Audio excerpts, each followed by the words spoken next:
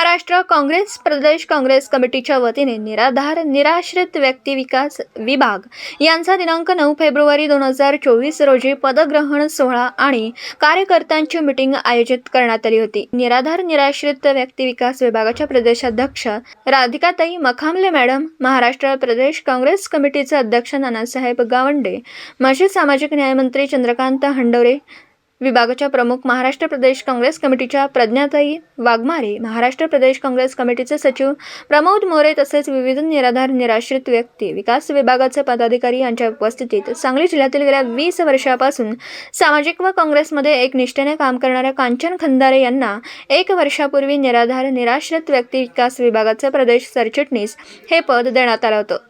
त्या पदाची जबाबदारी त्यांनी व्यवस्थितपणे सांभाळल्यामुळे त्यांच्या कामाची पावती म्हणून महाराष्ट्र काँग्रेस कमिटी निराधार निराश्रित व्यक्ती विकास विभागाकडून त्यांचे निराधार सेलवर प्रदेश उपाध्यक्ष म्हणून निवड करण्यात आली।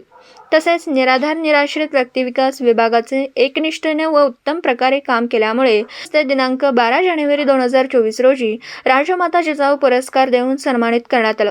कांचन खंदारे यांची सर्वसामान्य महिलेची निवड म्हणून त्यांचे निराधार निराश्रित व्यक्ती विकास विभागाकडून कौतुक होत आहे। पत्रकार राजेंद्र शिंदे, झी न्यूज मराठी।